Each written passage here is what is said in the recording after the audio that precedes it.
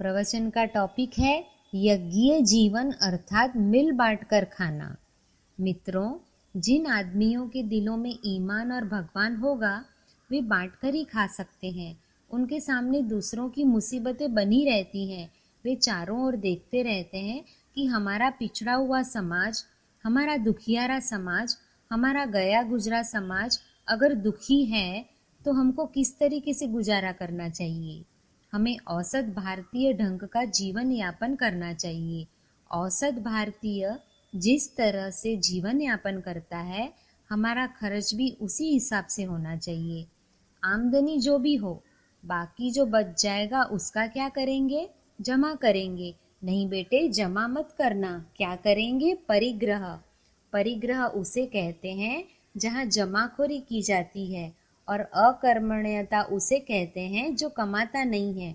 जो कमाता नहीं है उस आदमी का नाम अकर्मण्य है। जो आदमी काम नहीं करता उसको हरामखोर कहते हैं। और जो आदमी जमा करता रहता है, अपने लिए खर्च करता रहता है, वह आदमी विलासी है और वह पत्थर का बना हुआ है। वह कौन है? जमाखोर। जमाखोर और कामचोर दोनों ही आध्यात्मिक दृष्टि से गालियां हैं। भौतिक दृष्टि से गालियां कोई भी हो सकती है। भौतिक दृष्टि से माँ बहन की भी गाली हो सकती है, बेवकूफ नालायक भी हो सकती है, गधा उल्लू भी हो सकती है। लेकिन आध्यात्मिक भाषा में आपको किसी को गाली देनी हो अथवा सुननी हो तो दो ही गालियां हैं। एक गाली है जिसमें आदमी को हरामखोर कहा गया है, ऐसा आदमी मशक्कत नहीं करता, कमाता नहीं। दूसरी गाली वह है जिसको हम जमाखोर कहते हैं। जमाखोर का अर्थ यह हो सकता है कि या तो वह जमा करता जाए और जरूरत से ज्यादा अपने आप के लिए खर्च करता जाए। अगला टॉपिक है वितरण, एक महत्वपूर्ण शिक्षण। मित्रों, हमारा पुरोहित यज्ञ हमको दोनों बातें सिखाता है। हमारा पुरोहित जमा नहीं करता। जो कुछ भी इसके पास आता है वह जमा नहीं करता। आपने हवन किया था? हाँ साहब, हवन किया था। हमने कहा यज्ञ भगवान बताइए आपने क्या क्या जमा कर रखा है। सुबह हमने 1 किलो घी हवन कर दिया था। वह तो आपके पास डिब्बी में जमा करके रखा होगा। नहीं, देख लीजिए भाई साहब, हमारे पास कुछ नहीं है, आप तलाशी ले लीजिए। नहीं साहब, आपके पास बैंक में जमा किया हुआ है और आपके पास सोना है जिसे आपने जमीन में गाड़ करके रखा हुआ है। भाई साहब, हमारे पास कुछ भी नहीं है, आप तलाश कर सकते हैं। यह कौन कहता है? यज्ञ कहता है। फिर हम यह पूछते हैं कि सवेरे से सैकड़ों आदमी आपको हवन कर रहे थे। कोई मिठाई खिला रहा था, कोई केला खिला रहा था, कोई सामग्री खिला रहा था। सब जगह से ढेरों आदमी हो रही थी। इसका क्या हुआ? यह भगवान कहते हैं कि हम इसको बांट देते हैं। जैसे जैसे आया हमने उसे तुरंत बांट दिया। आपने आहुति दी और हमने उसे तुरंत हवा में बिखेर दिया। आपने हमारे अंदर शक्कर डाली और हमने उसे तुरंत हवा में बिखेर दिया। आपने हमारे अंदर सुगंधित पदार्थ डाले और हमने तुरंत बिखेर दिया, जमा नहीं किया। आप तलाश कर लीजिए। भस्मांत शरीरम, आप देख लीजिए, हमारे पास खाक है और कुछ नहीं है। अगला टॉपिक है भगवान आया कि नहीं आचरण में। मित्रों, यज्ञीय जीवन इस तरह का होना चाहिए। यज्ञीय जीवन की यह परंपरा आपके व्यक्तिगत जीवन में हो तो मैं आपको संत कहूँगा और ऋषि कहूँगा। आप भजन कम करते हैं तो करें, कोई खास बात नहीं है। भजन पूजन नहीं करते तो बेटे मैं आपसे भजन पूजन की बहस नहीं करता। मैं तो यह कहता हूँ कि वर्क इज वर्शिप, अर्थात काम ही पूजा है। आपको याद है कि नहीं है? मैं आदमी की पूजा को माला से नहीं गिनना चाहता, वरन मैं यह देखना चाहता हूँ कि भगवान आपके जीवन में आ गया कि नहीं, आपके आचरण में आ गया कि नहीं।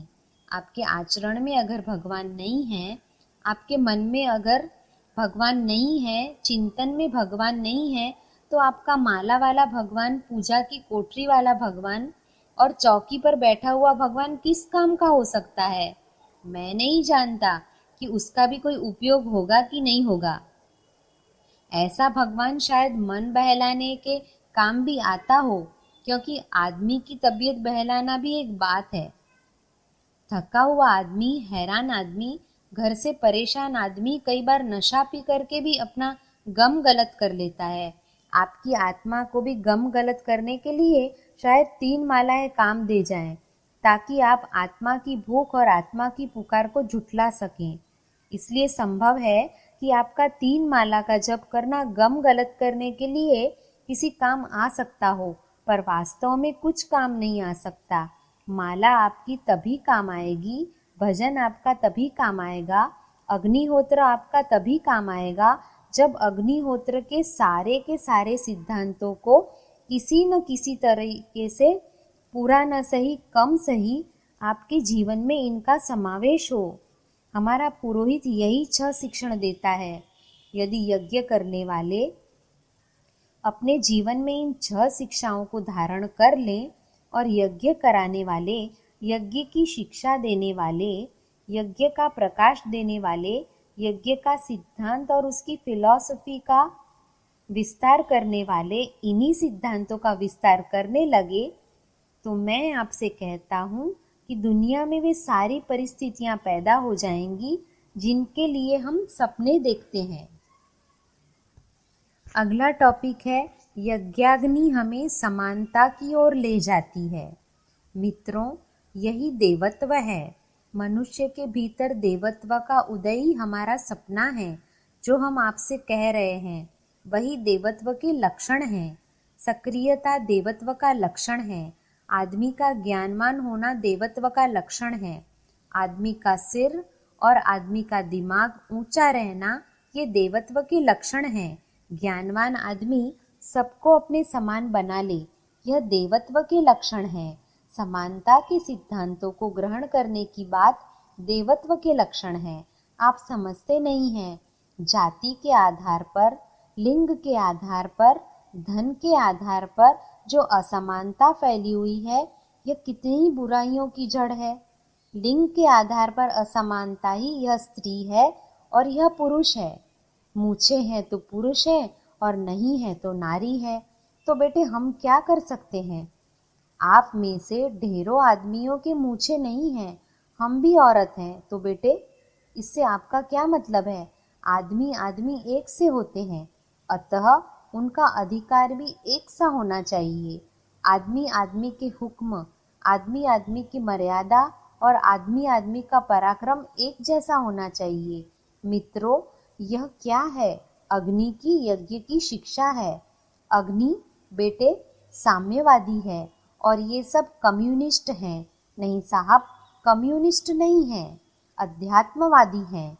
चलिए, मैंने यह भी मान लिया कि समानता के मामले में अध्यात्मवादी और कम्युनिस्ट में कोई खास फर्क नहीं है। वहाँ भी यह कहता है आत्मवत् सर्वभूतेषु, अर्थात सबको अपने समान मानकर चलिए, हर आदमी को अपनी बराबरी का दर्जा दीजिए। बेटे, ये समानता के सिद्धांत हैं। समानता चाहे आध्यात्मिक हो, चाहे भौतिक हो, चाहे साम्यवादियों की समानता हो, चाहे अध्यात्मवादियों की समानता हो, दोनों ही समानताएं हमें वहाँ ले जाती हैं जहाँ हमारी यज्ञाग्नि ले जाती है। जातिगत भिन्नताएं, लिंगगत भिन्नताएं, धनगत भिन्नताएं, ऊंच नीच की भावनाएं जहाँ आ जाती हैं, वहाँ हमारा अध्यात्म मना करता है और हमारा पुरोहित मना करता है। ये मान्यताएं वास्तविक नहीं हैं, अवास्तविक हैं।